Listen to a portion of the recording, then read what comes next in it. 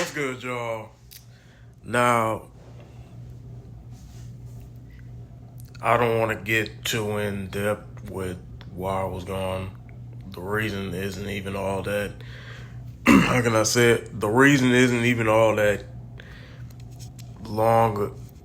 Isn't the explanation for why I haven't uploaded isn't really all that. I don't really need to explain a lot. Now, yeah. It's not that I haven't found any videos to upload. I just kind of chose not to upload videos for a while. I was going to do a reaction video like a week or 2 weeks ago, but I just couldn't get to doing it for whatever freaking reason. Yeah. But my birthday is in 3 days. I'm going to try, and this might be impossible because Vlogstar, if Vlogstar wasn't going through the whole network era bullcrap, if that wasn't happening, I'll be pumping out reaction videos like there's no tomorrow. Not like there's no tomorrow, but I'll be pumping out reaction videos in multiple days, like back-to-back days. You know, like almost every single freaking day. You know, if Vlogstar wasn't having that network error, I'll be pumping out reaction videos in multiple days. You know, but yeah, like I said, my birthday is in 3 days. So yeah, I'm gonna try to. It's most likely not gonna happen, but I'm gonna try to upload a video for the next 3 days until my birthday. But don't worry, I'm gonna still vlog on my birthday. Don't worry about that. Yeah, I'm doing a freaking hibachi grill on my patio. So yeah, I might need to do that for my laptop because I want to, obviously record the party. Well, I'm most likely not gonna be. I'm gonna be able to record the party, but I'm gonna be able to record like parts of it because I'm gonna be.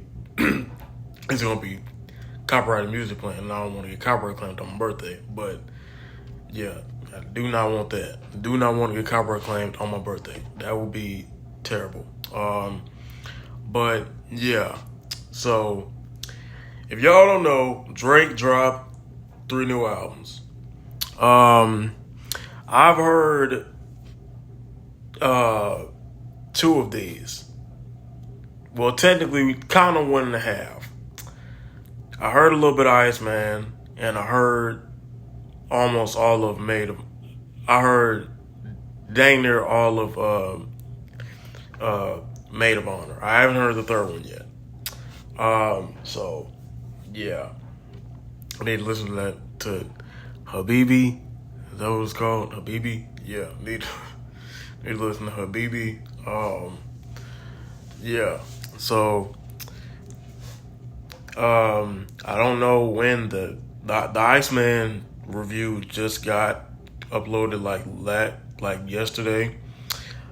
Y'all, I actually did a video where Fantano talked about Drake dropping Iceman on his 2nd channel, but I forgot to save the video. Well, actually, scratch that. The video didn't come out right. Well, it came out right, but I saved it as like the video being like I don't know how to exactly explain it. I saved it as like the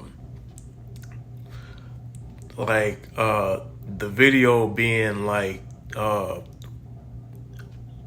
can I say it, like widescreen, I guess. Yeah, like the video being like widescreen and my face cam being like I don't know exactly how to explain it, but long story short, the video didn't come out right.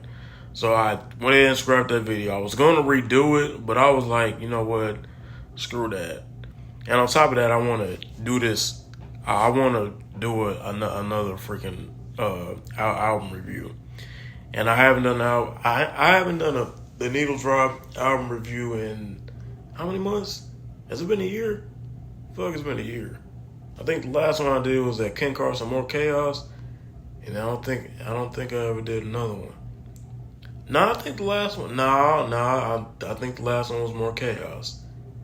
Yeah, so I haven't done one of these in a year. I haven't reacted to the Needle Drop video in a year. It's great. But yeah. Anyway, I'm not gonna waste y'all time anymore. I'm not gonna waste any more of y'all time. Needle Drop, reviewing Drake's Maid of Honor and HABIBTI, whatever the name of that second album is. Let's get it. Or that third album. Whatever the name of that third album is, let's get it. Hi everyone, welcome to Tiano here, the internet's busiest music nerd, and it's time for a review of these new Drake albums, Maid of Honor and HABIBTI. Rapper, HABIBTI. singer, songwriter, Drake, yes. I said HABIBTI. And I have just reviewed some of it with a full video devoted to his most recent and 9th album, Iceman, which I have a lot of thoughts on. I think it is the worst of his core projects, meaning most disappointing insofar as like what we understand a normal Drake album to be, not some. Also, I don't know if I said this, I probably did, but I'm gonna say it again. When I looked up the Needle Drop Drake Iceman, nothing popped up. It just popped up. A whole bunch of his older videos just popped up. So I'm doing this out of order.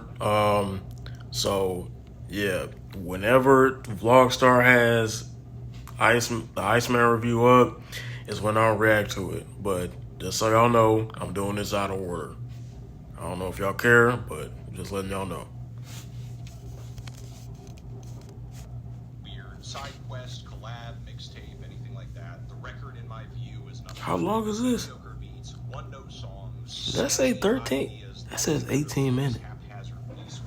Oh boy. Serving as the foundation for every dated retort and catty vendetta piece he's been dying to put out there into the world since he lost the beat to Kendrick Lamar in 2024. But despite Drake prioritizing his bitter and hurt feelings over care, artistry, and substance on this record, him and his team clearly went into this new album cycle with at least somewhat of a plan, because they do kill it at the one thing they continue to know how to pull off flawlessly, and that's numbers. The OVO camp and fandom may sometimes fall flat on their faces when it comes to history, writing, and musicality, but at least it's high honors when it comes to math. We know that. And a key part of guaranteeing that top spot on the first day streaming numbers was releasing as many songs as possible, more songs than a single album or deluxe edition of an album could hold, which is saying a lot because this is coming from a man who previously released 90-minute projects such as CLB and Scorpion, and so Drake decided to drop 2 more albums in addition to Iceman, Maid of Honor, and HABIBTI. Records whose first several days of streaming numbers have definitely paled in comparison to that of Iceman's, but honestly, these albums are where we are actually beginning to see some light at the end of the tunnel for Drake. I mean, no doubt these past 2 years have been very difficult and stressful for the boy, and it's actually been sad to see the ways in which Drake has had to rationalize Blameship and Fingerpoint in reaction to losing the beef to Kendrick, and it's clearly driven him and his fandom to the point where they are entirely consumed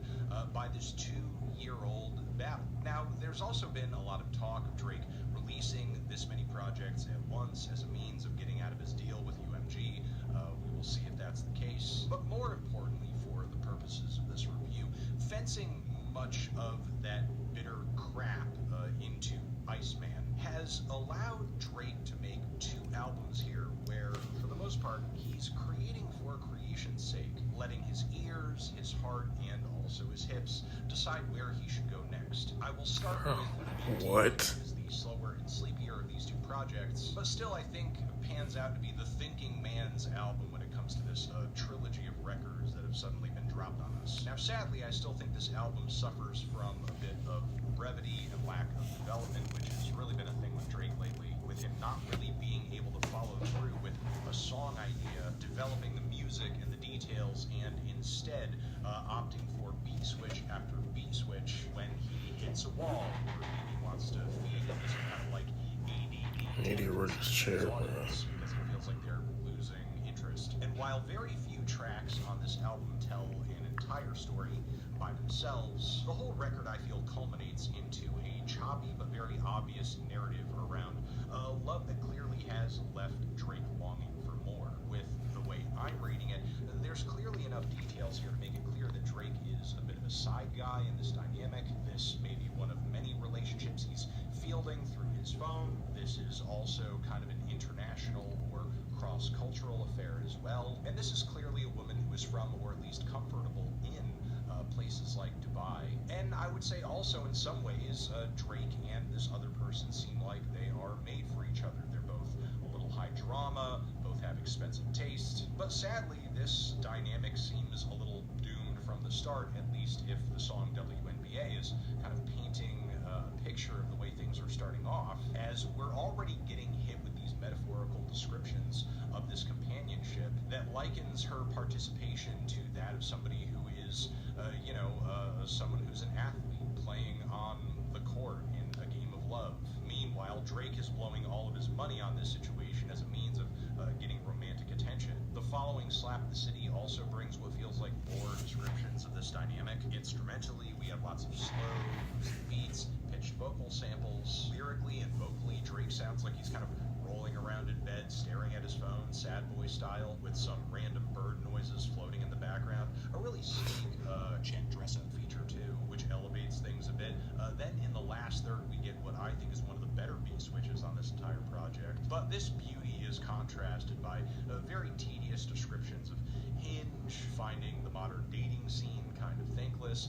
It almost feels like Drake and this other person are kind of shrugging their shoulders at each other, thinking like, well, we're kind of dissatisfied with being alone, might as well be interested in each other. Then following this, High Fives, I think, is the first real slap on this record so far. Drake hits this track with a really catchy flow, with some nice variations. He's kind of hitting different pockets across the instrumental. It's a very vibey beat with numerous mushy, droning tones kind of blending into each other. It's not so good of a song that I would totally overlook bars like, let your pussy talk, I'ma do the ad-libs, but still, it is the most engaging cut so far. Sadly, immediately after this track, the record starts going downhill because we get the track Her Nor featuring Sexy Red, which is a complete misuse of her talents and appeal. Sexy does best on a song where she's allowed to let loose and be as high energy and as in your face as possible, or as funny and ironic. But here, Drake and Her seemingly are in a competition to see who can come across the least sexy.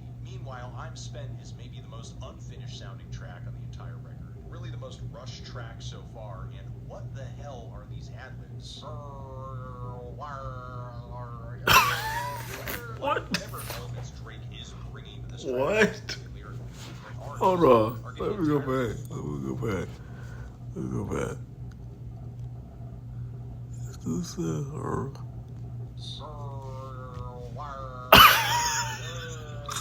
Like, whatever elements Drake is bringing to this record, vocally and lyrically, that are... Bro.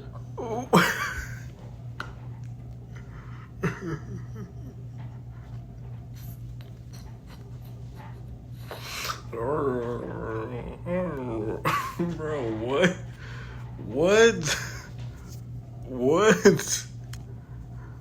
What the freak? What? Bro. I don't know if I want to listen to that song. I might listen to that song just for those ad-libs, just to hear those ad-libs.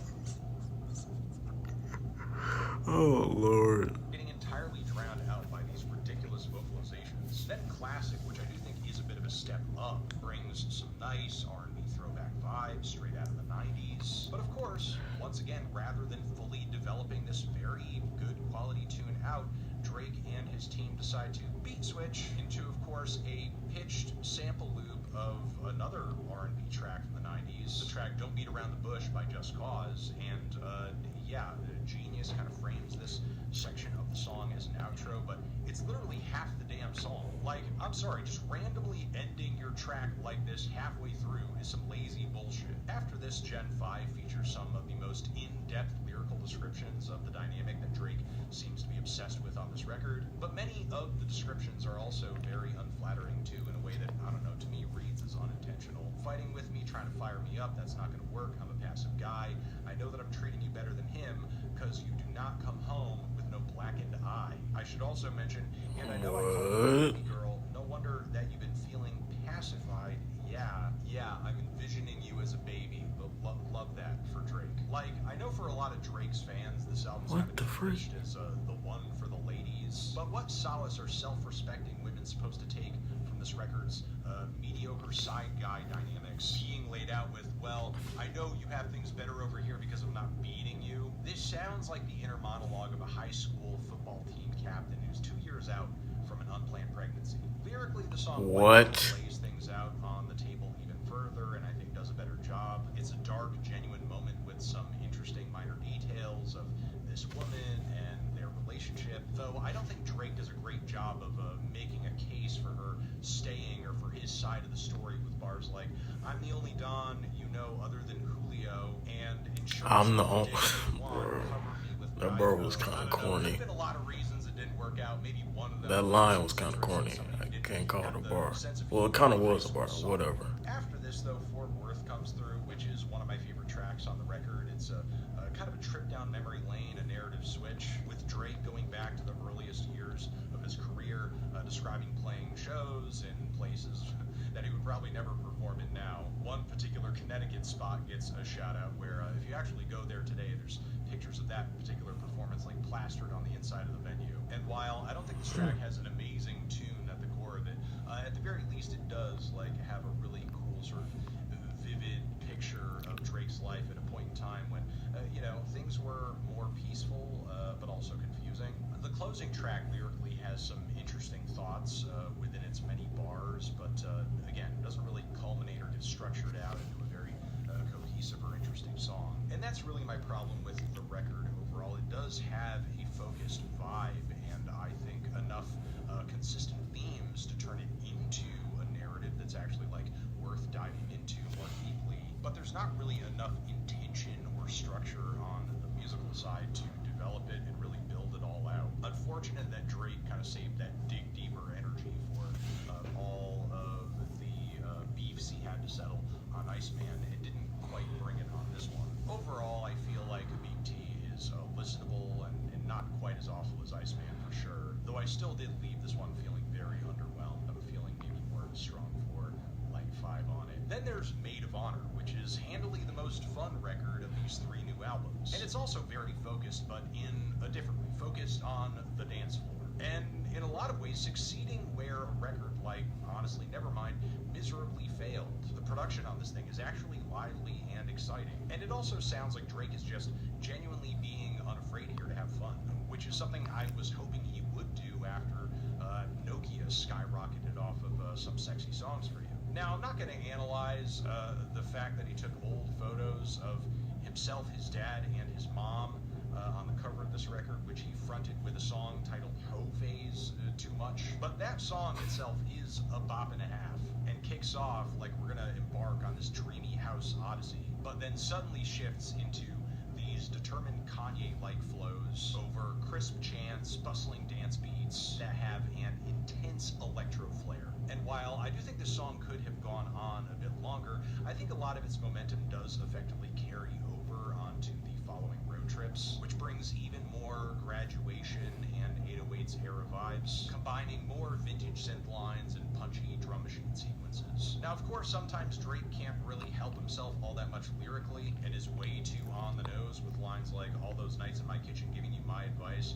I'm supposed to be the one whose heart is made of ice. But still, there are a lot of massively catchy ideas. That was kind of a bar, but it was also kind of corny. Response vocals between I don't know which. and the group chants of hell yeah. It's just great energy all around. I also enjoyed a lot about the track Outside Tweaking 2 featuring Stunna Sandy. I can't believe Drake got the carbon copy Ice Spice on this track, but whatever. And there really is something to this song. I got it. Okay. Before I continue, that song was Stunner Sandy. That mug was. It wasn't terrible, but it wasn't good. It was all right. It was all right. It was all right. Drake did better than Stunner Sandy, in my opinion. I'm not gonna cap. That's just me. That's just me, bro. That's just me. That's just me. She was alright, but Drake did better than her. You feel what I'm saying? If you feel differently about it, that's cool. But I got my opinion. You got yours. So don't come at me talking about some. Oh, where are you tripping? It's my opinion. I got my opinion. You got yours. All right. Drake's slick tone flows at the start of the track are a low-key earworm, and the way Drake and Sandy's vocals twist together against this ascending production, it sounds weirdly heavenly. That kick and twitch line is a very funny one too. My biggest issue though is that when this track should completely blast off with either a huge hook or a really loud wall of sound something, it instead decides to go into a sleepy interlude until it just fizzles out into nothing. Like, why? You built up all that momentum for a very mild finish. At least the song Cheetah Print with Sexy Red is a blast, though I know this song has really been like one of the most polarizing of this Iceman era. Look, personally, I find the cha-cha slide interpolations to be very unserious and self-aware, and it just feels like Drake and Sexy Red are coming together in a way that just feels like they're just trying to be funny on purpose. It's just very silly. The production brings big Africa Bambaataa Planet Rock vibes. I could honestly see the club going nuts on this one if Drake's fans and casual listeners alike were able to just kind of, I don't know, loosen up a bit and not overthink what's being done here. Now, all these songs, in my view, come together into a pretty strong first leg, but Drake... Okay. I'm gonna try and think about my words carefully here. Well, you know what? Screw. Well, yeah, I'm trying to think about what I'm about to say. Okay, Cheetah Print with Sexy Red. Once again, song wasn't terrible, but it also wasn't good at the same time. It was all right. It was all right. Low key, it was all right. It was pretty good, but it wasn't that good. You feel me? I low key feel like the song with Stunner Sandy was low key better. I ain't gonna care. You know what? They both are pretty good. They're not that good, but they both are pretty good. They're kind of mid, but they're pretty good at the same time. They're kind of mid, but they're pretty good at the same time. I ain't gonna care. But that's just me. Like I said, once again, I got my opinion. You got yours. If you feel differently about it, okay. But just know, I got my opinion. You got yours. Into a direction where he is intentionally letting loose with some dancey, lighthearted, feel-good vibes also means he is going to be tempted to do some dancehall too, with the fake patois and all, which we hear on Which One featuring Central C, which is an old single, obviously came out around What Did I Miss and was like the B-side to that cut. It was a snoozer then, it's a snoozer now. I still can't handle that chopstick for your wonton bar. I think the song makes a bit more sense. Chopstick? What? Like this, but it's still an instant skip for me, and I have no reason to believe it. He's been doing this patois thing for over a decade now, and it's still no less cringe. It just feels like for him it's more or less normalized now. His fans who still remain are very much here for it, and anybody who might take issue with it is most likely going to be distracted instead by the many other more controversial things going on in his career currently. BBW is a big girl anthem with more of an 80s flair, and I guess at this point, why not? It's kind of fun, very pandering, but that's not the worst characteristic of Drake record during this era has showcased. I think the weirdest thing about the track, honestly, is this refrain about this person having so much ass they should be cremated because what? They're like too big to put in the ground? What? That's not a compliment. I love the song True Bestie, though. This one is... That really isn't. What the... Carrie, so does this little feature refrain from iconic Savvy. The energy she brings in the track is incredible. Again, though, it's just one of several songs on the record that I just wish was longer. I mean, this is a dance album, no? Dance adapted. to do some dance hall too with Hold on. fake patois. It just feels like for him it's more or less normalized now. His fans who still remain are very much here for it, and anybody who might take issue with it is most likely going to be distracted instead by the many other more controversial things going on in his career currently. BBW is a big girl anthem with more of an 80s flair, and I guess at this point, why not? It's kind of fun, very pandering, but that's not the worst characteristic a Drake record during this era is showcased. I think the weirdest thing about the track, honestly, is this refrain about this person having so much ass they should be cremated because what? That's a crazy line. Around? Like, that's not a compliment. I love Right. the song True Bestie, though. This one is a banger. The production definitely carries, so does this little feature refrain from iconic Savvy. The energy she brings to the track is incredible. Again, though, it's just one of several Iconic songs on the record that I Savvy. wish Who is that? I mean, this is a dance album, though. Dance it out, extend it out, get the grooves going, and bring it up to a fiery intensity. From here, the closing leg of the record is a bit of a mixed bag. Contrasting True Bestie, you have this little interlude moment, and then also New Bestie, which is another very low-key, sleepy, forgettable, watered-down dance hall cut, which you've heard Drake do again and again and again at this point. He's not really adding any variation or exploration to this sound as he continues to attempt it. The song Q&A is a vibe for sure, but goes nowhere fast. The song Stuck, I think, could have built up a little bit more, but at its core, it's very catchy, very snappy little kind of R&B, New Jack swing tune. I could totally hear him like leading an old school boy band on this one. The song Goose and the Juice essentially feels like maybe 5 or 6 Weeknd songs that already exist. And then the closing track on here is maybe the biggest surprise, as it sees Drake singing against these slow, very dramatic kind of pop punk guitar chords that have a lo-fi distorted flavor to them. Yeah, Drake is like really doing some kind of alt rock shit here, and it's really working. The only thing the song is truly missing is like a big blow up at the end with some guitars and drums. But even though the track like is very minimal in a way, I do think it is fitting for the end of this album as Drake kind of like, you know, lays out these visuals about a girl who is passed out on the floor in the bathroom because she went a little too hard with the drugs, with the drinking. This song doesn't sound too much like a party because at this point the party's over, which again, anticlimactic but thematically fitting finish for this record, which honestly showcases more thought in terms of like tying things up than what Drake brought to HABIBTI or Iceman itself. And that, with many other things, I think makes Maid of Honor the most enjoyable album of the three. Gonna stamp this one with a light to decent 6. And those are essentially my thoughts on these two albums, which again, I will leave this review by saying I hope that what these records kind of signify is that Drake actually does have the capacity to move on and create music for the sake of music, or I don't know, for the sake of some other third thing that is not his ego or a score that he has to settle. That would be nice.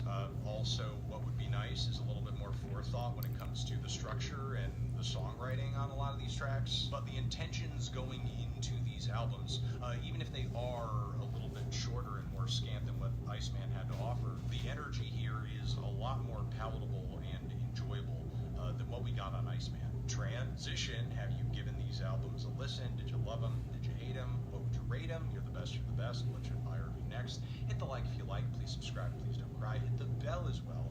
Over here next to my head is another video you can check out. Hit that up or a link to subscribe to the channel. Anthony Fantano, Drake, forever. Alright, y'all. Yeah, like I said, I listened to a couple songs off Iceman, need to listen to the rest of the album, and also those other two albums. Yeah. But, yeah. Like I said, I'm trying to get as many videos out before my birthday, which I might not be able to do because, you know, Vlogstar might be going through the network era, and that's okay. But, you know, just know that if I try to do a rash video and I don't, okay,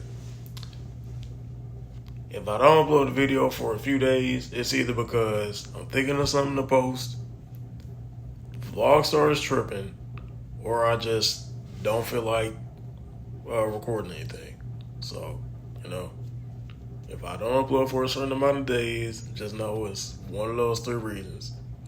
Vlog starts tripping, not vlog starts tripping. Vlog starts going through the network error. I'm thinking of something to post, or I don't feel like recording anything. So, yeah.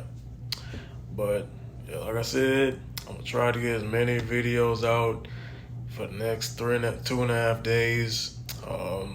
Yeah. I don't know how that's going to be possible, but whatever it is that I can find to record, I'm going to go ahead and record it.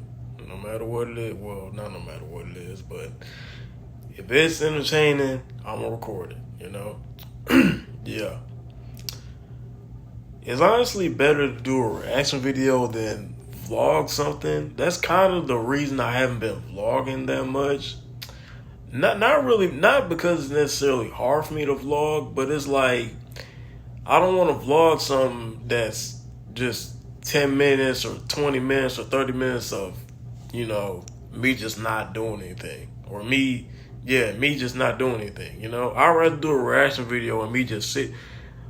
Well, this is kind of boring too. Me just sitting here reacting to the video or watching the video and giving a little commentary here and there. But I guess y'all like this type of stuff, but, you know, yeah. Like I said, I'm just trying to give y'all as much content as possible before my birthday. That's it. That's all I'm trying to do. But, yeah, y'all. Anyway, yep. I'll see y'all in the next video.